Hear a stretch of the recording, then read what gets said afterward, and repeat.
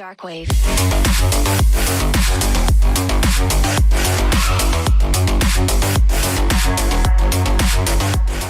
Hai Creative Planner, ketemu lagi dengan gue Irma dan saat ini kita ditemani siapakah ini gitu ya. Ada sosok baru atau nggak baru-baru banget lah ya. Dan hari ini intinya adalah gini, ya hari ini adalah dimana gue menjawab pertanyaan-pertanyaan lo semua gitu ya, yang memang sudah gue janjikan waktu itu di IG. Dan ada pertanyaan-pertanyaan buat kamu juga gitu ya. Di sini ada Tony gitu ya. Hai. Dia adalah partner gue, partner apa ya? Partner bisnis, partner hidup, partner berantem, partner happy, partner apa lagi? Partner in crime. Partner in crime ya kan. Jadi nanti pertanyaan lo semua akan dijawab sama kita berdua, oke? Oke. Siap untuk pertanyaan-pertanyaannya? Siap. Anggap ini adalah ujian negara. Jadi ini harus jawabnya dengan benar. Oke.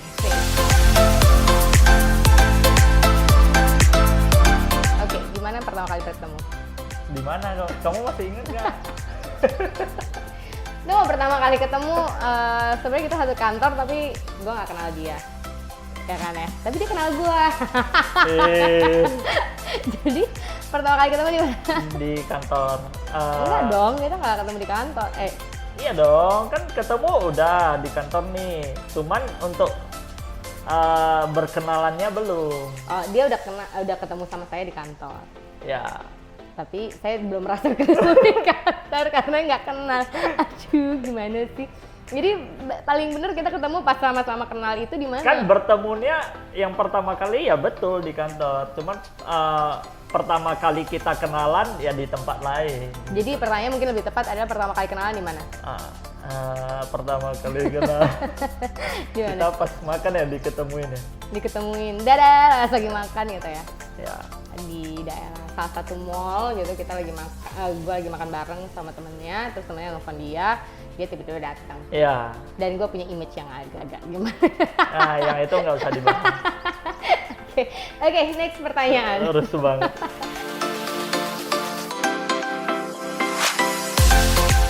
Alasan pertama, ayo kamu pertama, aku Alasan coba. pertama Memulai bisnis bareng. Alasan pertama memulai bisnis bareng. Bareng siapa nggak ngerti pertanyaan. Nah, jadi ya mungkin dijelasin dulu sama audiensnya Creative Planner. Jadi semenjak gua ketemu sama Irma itu kita awalnya masih masing-masing, jadi yang which is masih karyawan, dan setelah kita jalin hubungan akhirnya ya kita ngobrol bareng ya, lama tuh kita ngobrol. Jadi ada banyak persamaan di dalam diri kita masing-masing, dan kita sempat ngomong, oh yuk kita kayaknya bisnis bareng asik nih ya. Jadi kita nyatuin visi dan akhirnya ya sampai hari ini gitu. Jadi sebenarnya dari awal itu memang jiwa bisnis masing-masing tuh ada sebenarnya. Ya. Terus mungkin karena kita memang menjalin hubungan gitu kan ya, di situ sering banget namanya akhirnya saling menemukan untuk wah ini bisa saling menyempurnakan satu sama lain. Di posisi dia bisa menyempurnakan gua, di posisi gua pun semoga bisa menyempurnakan kan gitu. Jadi pas ketemu punya ide-ide banyak ya akhirnya punya tuh kita banyak sebenarnya. Sebelum ini kita banyak banget ya, mulainya dari apapun, dan serunya dia ini bener-bener mau aja ide-ide yang agak-agak gila tuh dia mau aja ngelakuin. Nah ini yang serunya bagi gua, kenapa alasan gua sendiri kenapa gua memutuskan oke, serius, bener-bener serius bangun bisnis sama dia adalah semua ide-ide gila pun dia nggak pernah takut untuk ya, karena mulai. menurut aku itu idenya masuk akal gitu loh, dan mungkin bagi orang lain ini terlalu over, maksudnya mimpinya setinggi langit, tapi menurut aku itu sangat memungkinkan sih untuk bisa achieve gitu. See, that's the reason why. Ya. Jadi udah kelihatan banget, maksudnya dia support banget semua ide-ide yang, maksudnya dia trust banget sama ide-ide yang gue sampaikan, dan ya akhirnya sampai sekarang benar. Ya harus, kalau nggak dipecat Thank sama ibu you. negara. Oke, next. Apa keluh kesahnya? Keluh kesah maksudnya gimana? Keluh kesah itu Enak gak enaknya? ya oke lah. enak gak enaknya maksudnya dalam bisnis bersama gitu. Mau dibilang enak sih lebih banyak ya, kalau nggak enaknya juga kayaknya nggak ada ya, maksudnya lebih enjoy banget gitu. Lebih enaknya banyak, maksudnya ya kita kerja bareng ya kan, terus mau pulang kerja pun bareng ngobrolin, mau pergi kerja pun bareng juga ngomongin. Kayaknya keluh kesah kita lebih ke nggak ada lah ya, maksudnya kalau kita punya masalah apapun gitu ya, maksudnya gue sama dia lebih cepet di-clearkan, lebih banyak clearkan gitu, jadi nggak ada sampai ya, apalagi masalah kerjaan, maksudnya namanya dua kepala, itu wajar banget kalau misalnya beda pikiran Iya kan? pasti ada sih. Tapi akhirnya gue ngasih tahu sudut pandang gue seperti apa, dia ngasih tahu sudut pandang dia seperti apa, akhirnya kita tahu sebenarnya titik tengahnya seperti apa. Jadi it's all about communication, right? Iya. Komunikasi sih, gue Masih sama bisa dia. diobrolin gitu Ya, ya. gue sama dia komunikasi sangat intens dan maksudnya benar-benar terbuka banget. Jadinya ya itu sih yang akhirnya menipiskan gesekan ataupun ya disebut keluh kesah, lebih banyak bahagianya. Cik. Hey. Amin. Oke, next.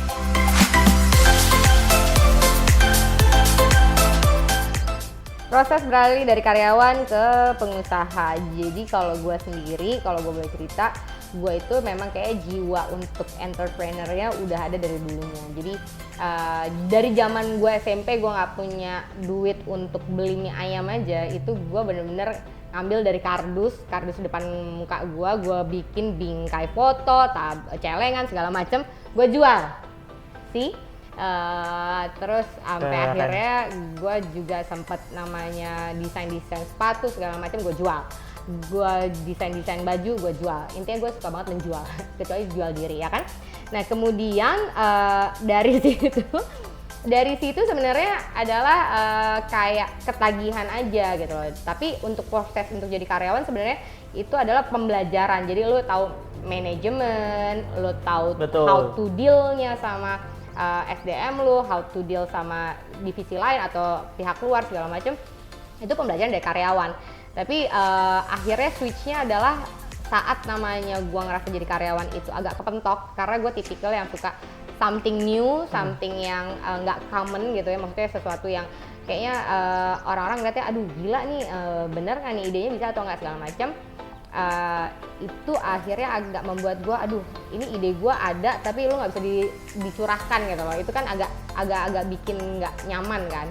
Nah akhirnya karena gue juga memang udah suka dengan entrepreneur, menurut gue ini akan lebih baik buat diri gue daripada sesuatu yang terpendam akhirnya menjadi sesuatu yang nggak baik gitu kan, yang jadi jerawat atau apa segala macam. Jadi tapi mulainya gue adalah mulai dari dikit-dikit, jadi kayak mulai dari depan gue ada kardus, gue bikin seperti apa, ya udah itu bisa gue jual, akhirnya gue bisa percaya sama ide gue, percaya sama diri gue, ya itu transisi gue sih, percaya sama ide-ide gue, percaya sama apa yang gue bisa create gitu kan, apa yang gue bisa jual, create idea gue segala macem, itu transisi gue sampai akhirnya gue mengambil keputusan totally gue akhirnya full time jadi pengusaha gitu. Jadi mama full time jadi pengusaha. Tapi bukan berarti karyawan itu nggak bagus gitu ya. Karyawan bukan nggak bagus, justru karyawan itu bagus karena lu belajar banyak hal di situ. Banyak hal. Lu belajar negotiate, betul. SDM, management, anything, sampai legal segala macam. Ada juga kan orang yang tipikalnya pengusaha tanpa harus ada ilmunya gitu kan ya. Nah itu kayak bangun perusahaan tapi nggak pakai fondasi yang kuat gitu. Oke. Kalau kamu? Panjang ya. Iya Gua dong. jadi nggak kebagian nih. Kebagian banyak waktunya. Enggak. Nah jadi gua dulu sebagai karyawan di bidang marketing properti. Nah gua tuh dulu kerja dari pagi sampai sore lah, namanya karyawan kan pasti begitu. Nah dan ada suatu hari gua mikir, gila, gue punya mimpi yang sebesar ini, tapi dengan kondisi kendaraan gue yang sekarang bisa mencapai di titik itu nggak sih? Dan akhirnya gue mikir di luar jam kerja gue, akhirnya gue cari tambahan gitu, yaitu gue pernah jualan kayak aksesoris handphone.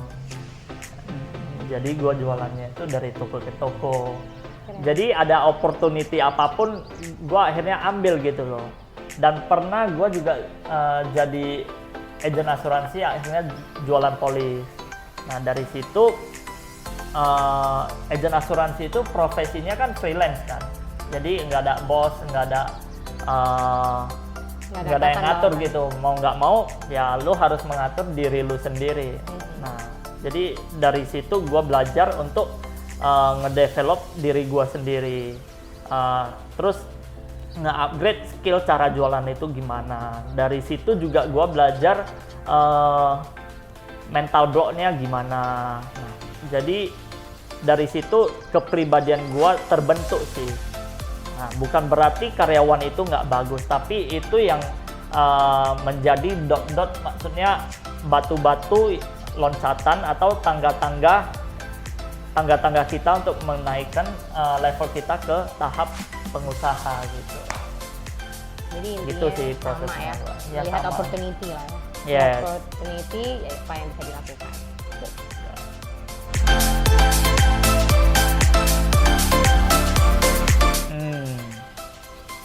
Memang kalau misalnya kita lihat bisnis orang yang sudah running itu enak banget ya.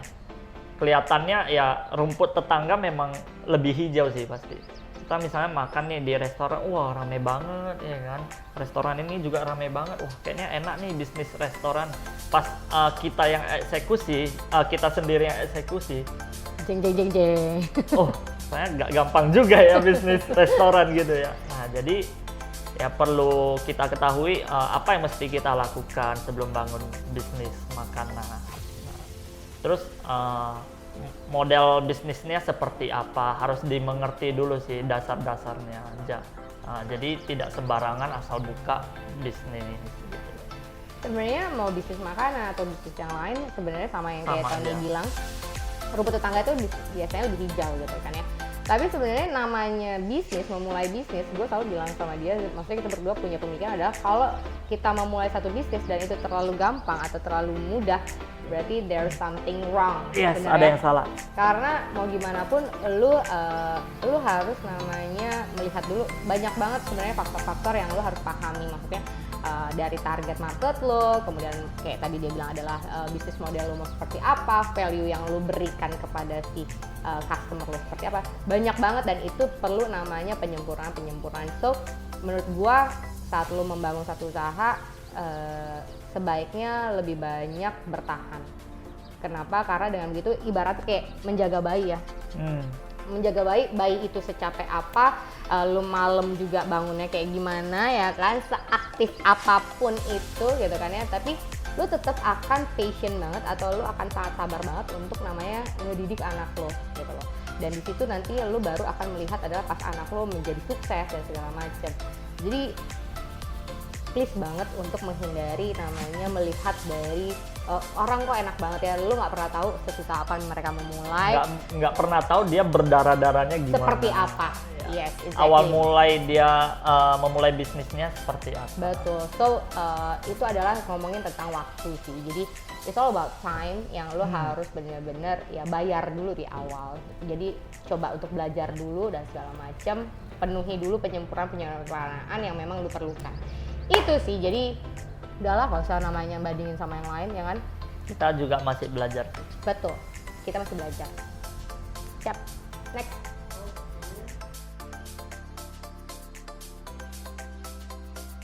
Kamu kan di sini udah puluhan tahun ya, jadi udah benar-benar terbukti bisa bertahan. Ibu kota Jakarta itu berat. Berat mas bro gitu kan ya, harus kerja keras berjuang. Enggak, kalau misalnya ditanya gimana gimana bertahan hidup di Jakarta, itu kayaknya harus tanya sama perantau. Monggo lo dijawab. Kalau gue nanti aja akhir gitu. Ya wes, oke. Nah kebetulan gue juga merantau di sini. Dari tahun berapa kamu? Dari tahun 2016. Nah jadi mungkin lebih tepatnya bukan bertahan kali ya, tapi gimana cara merubah nasib. Tarot berat ya. Gitu dong, tarot gitu. Oke, monggo. Nah jadi tipsnya ya pertama pastinya kita udah menang satu langkah sih. Dari apa? Segi mental kita udah berani, udah merantau di ibu kota kan. Nah itu udah menang 1 poin. Yang kedua itu kita harus perbanyak networking. Jadi berpandai-pandailah kita bergaul. Nah, jadi di ibu kota ini sebenarnya banyak sekali godaan-godaan yang menjurus ke hal negatif. Ya, kita harus pandai memilih orang-orang yang kita ajak berteman, atau inner circle kita sih. Itu lebih tepatnya, kita harus jago-jago memilih. Terus yang ketiga itu ya lebih jeli lagi melihat opportunity apa yang bisa kita ambil dan kita kerjakan. Terus yang keempat ya pastinya harus bisa memanage keuangan sih. Kan anak perantau itu dia perlu namanya tempat tinggal, perlu makan segala macam. Sama, saya juga perlu walaupun bukan perantau. Apalagi ya dia punya cicilan segala macam, ya itu lebih pinter-pinter lah. Ya. Gitu. Nah, kalau Ngana gimana? Kan Kalau bertahan Akika udah ya. puluhan tahun di sini. Kalau Akika, kalau dibilang bertahan di Jakarta, mungkin ya kalau dari sisi perantau kan memang kayak tadi kan harus pintar-pintar memilih dan segala macam, atur segala macam. Sebenarnya nggak beda jauh sih. Jadi kalau di Jakarta ini menurut gua banyak banget opportunity yang bisa lo create gitu loh. Jadi gimana caranya lo untuk bertahan di sini adalah kayak gua dulu, gue bertahan hidup nggak ada duit jajan gitu ya.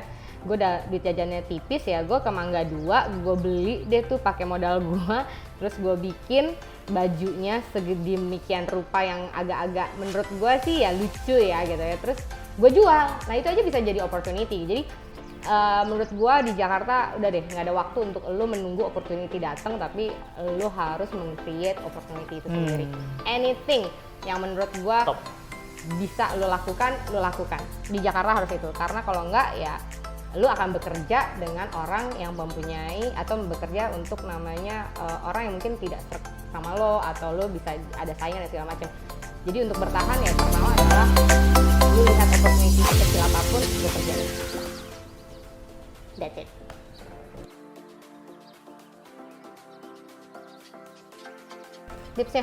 Tipsnya apa dong? Kita aja masih struggle nih ya untuk jualan di kondisi COVID. Struggle apapun sebenarnya kondisinya, kita harus punya ide sih.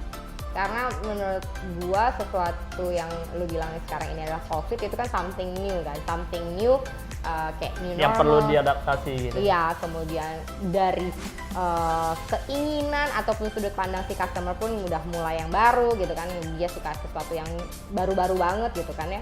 Jadi lu menawarkan atau lu membuat package nih, lu membuat package yang akhirnya lu tawarkan kepada customer lu, ini harus sesuatu yang baru lagi gitu loh. Dari segi harga, segi stories dari produk itu, dari segi promonya dan segala macam, itu harus di package sesuai dengan yang dia inginkan gitu. Karena lu dengan kayak gini lu harus mulai menganalisa dulu sih.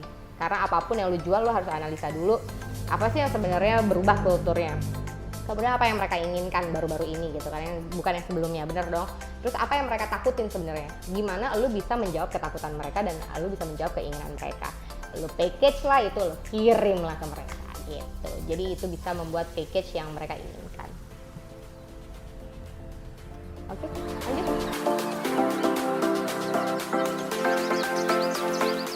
Menurutku atau menurut dia? Menurut berdua. Oh. Kamu apa? Kalau gue lebih ke mental sih, persiapan mental, karena namanya bangun bisnis itu nggak semudah membalikan telapak tangan atau nggak semudah dengan apa yang orang omongin atau orang bayangin. Jadi mental sih, mental untuk siap untuk jatuh, siap untuk memulai baru, siap untuk bangun lagi. Gitu. Kalau kamu? Kalau menurut gua modal utama dalam bisnis itu adalah kepercayaan. Jadi harus itu modal paling besar sih menurut gua. Jadi kita bisnis kalau misalnya sendiri ya udah, kalau kita bisnisnya berpartner ya itu modal paling besar sih, yaitu harus sama-sama bisa trust di awal. Tapi gue setuju juga. Jadi untuk trust adalah trust sama ide lo. Jadi lo nggak usah namanya takut dibilang ide lo aneh dan segala macam, impossible dan segala macam. Ya, trust with your idea itu juga salah satu modal penting ya. sebelum lu ngomongin about cash, right? Ya gitu. Oke, next. Gimana SDM biar bisa satu visi dengan kita? Ya harus mendelegasikan ke bawah. Korak-korak nih mana-mana. Mendelegasikan ke bawah. Visi-visi ya dari kita maupun visi perusahaan. Kalau gue lebih melibatkan mereka sih. Jadi kalau gue untuk membuat, gue sama Tony itu tipikal yang menganggap SDM itu sebagai keluarga. Ya, exactly. Ya, menganggap SDM itu keluarga. Jadi keluarga itu harus tahu dulu value-value yang ada di dalam keluarga itu seperti apa gitu. Jadi gue selalu bilang adalah ini adalah keluarga lo, jadi kalau misalnya ada yang jatuh, saling bergandengan tangan untuk mengangkat kembali keluarga lo yang jatuh gitu. Dan di situ mereka tahu akhirnya terbentuklah visi-visi yang akhirnya nyampe ke mereka. Jadi gue sangat sering melibatkan ya, kita sering banget melibatkan, dan untuk mengambil keputusan aja kita sengaja untuk SDM kita yang ngambil ya gitu ya. Jadi, visi dan nilai-nilai sih pasti. Itu selalu kita sering banget namanya ngumpul sama mereka, ngobrol tanpa harus kita ngasih tahu visi kita begini enggak, tapi kita menyampaikan dari obrolan santai gitu ya. Jadi lebih banyak kayak kita ngajak makan ya seperti itu, ngajak ngobrol santai gitu sih, lebih bikin mereka nyaman sih ya, jadi nggak nganggap ada atas dan ke bawah. Lanjut.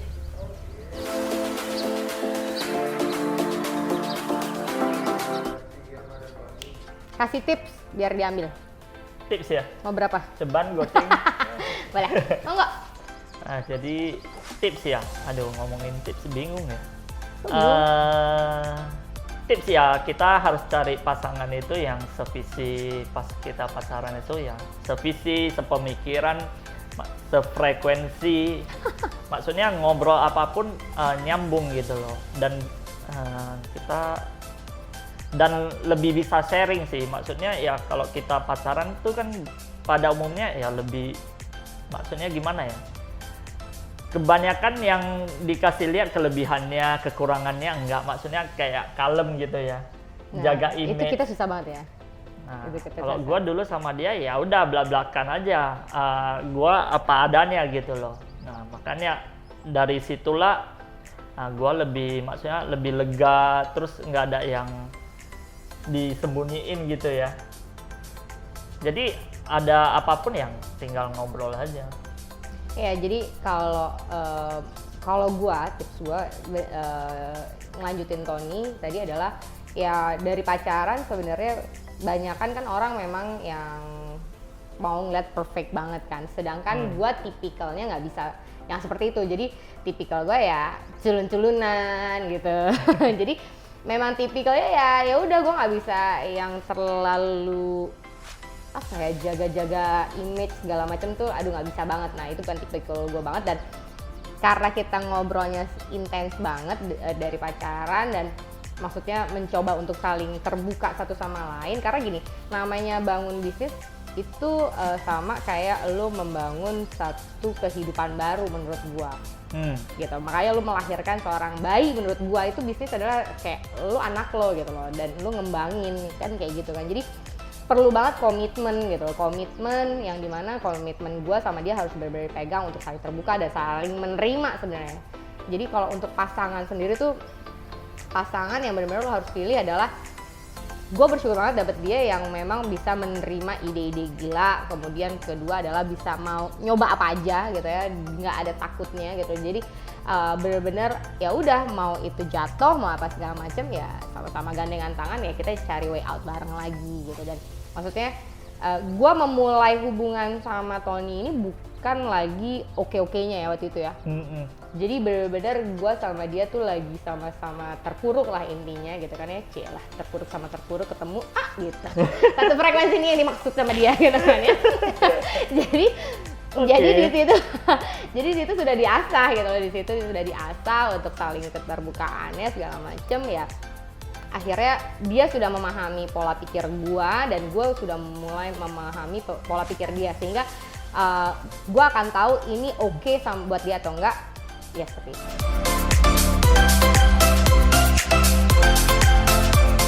Tunggu, dijawab. Jadi Jolis itu artinya cantik yang diambil dari bahasa Prancis. Nah itu nama Jolisnya itu ide dari beliau. Ya, jadi kenapa diambil nama Jolis? Karena kita waktu itu mau bikin agak-agak pas ngelihat nama-namanya, waduh di Indonesia ini too much glam dan segala macem gitu kan. Aduh, apa ya, something yang new tapi powerful juga artinya gitu. Ya akhirnya pas kita berdua lagi ngobrol, ya akhirnya lagi pengen jalan-jalan ke Perancis ya, Paris gitu ya kan, akhirnya udah kenapa nggak pakai nama-nama yang seperti itu, Jolis, yang artinya adalah ya tadi disebut cantik ataupun ganteng gitu. Hup, lanjut. Jadi pengen jalan-jalan ke Perancis.